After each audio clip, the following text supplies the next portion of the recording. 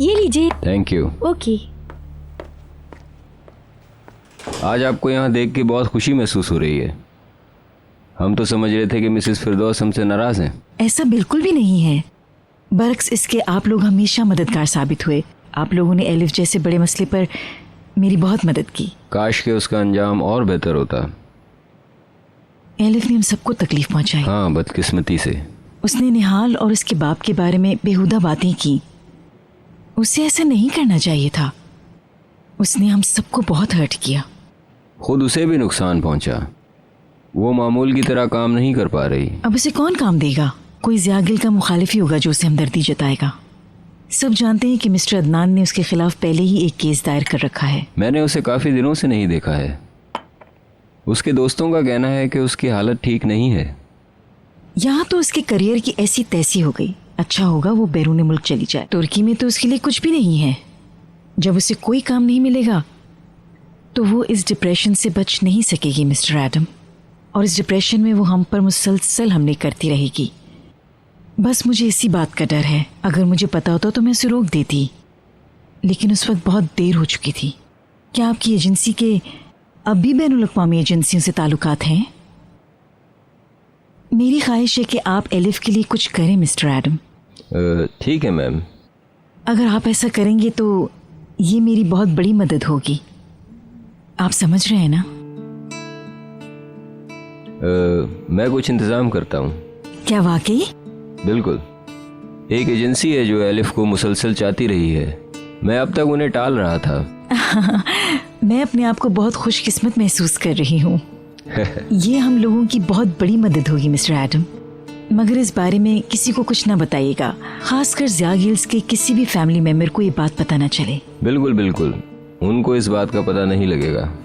मेरे कितने ज़बरदस्त दोस्त हैं आप। मैं इस हवाले से खुद को लकी समझती हूँ। आप भी हमारे लिए बहुत लकी हैं मिसेस फिरदौस। अगर मेरा ये आप काम कर देंगे तो मैं बहुत मशहूर होंगी आपकी मिस्टर एडम। मैं दुआ करूंगी आप जैसा दोस्त सबको मिले। आपकी दोस्ती भी हमें बहुत ज़्यादा अजीज है मिसेस फिरदौस। Thank you.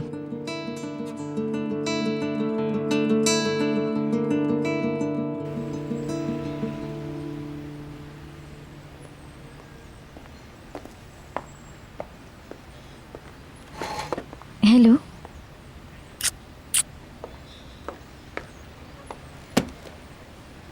तुम्हारे आने का शुक्रिया।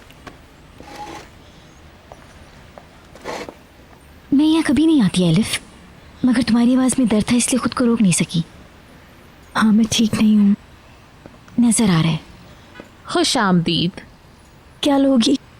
मेरे लिए कॉफ़ी ले आओ प्लीज़। मेरे लिए भी ले आए। Of course. ओके। तुम मुझसे नाराज़ हो? हाँ, तुम उन्हें सीधे काम कर रही हो। खुद अपने पैरों पर खड़ी होने के बजाय तुमने हिल्मी ओनल का सहारा लेने का फैसला किया। तुम ऐसा कैसे कर सकती हो?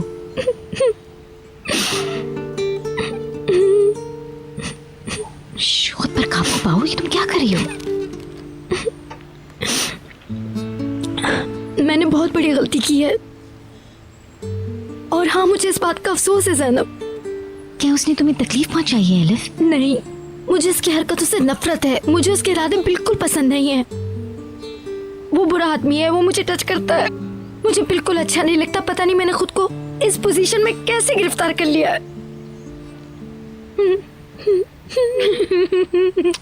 अब अपना रोना बंद करो प्लीज।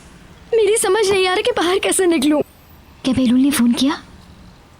मैंने उससे बात की थी। मैंने उसे बता दिया कि तुम मुश्किल में हो। मैंने कहा कि तुम्हें उसकी मदद की जरूरत है। मुझे इस तरह मत देखो। तुम अपने आप को तबाह कर रही हो एलिफ।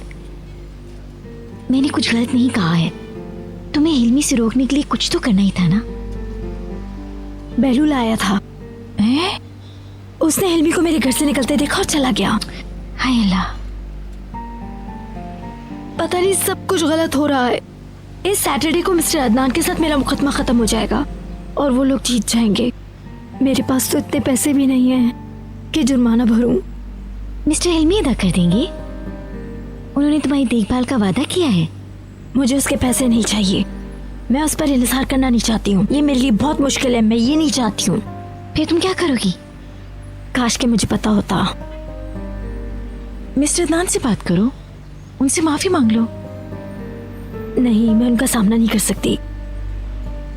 क्या ये हिल्मी ओनल की ताबेदारी करने से भी ज्यादा मुश्किल है? एक कोशिश तो करो, इसमें शर्मिंदगी वाली कोई बात नहीं।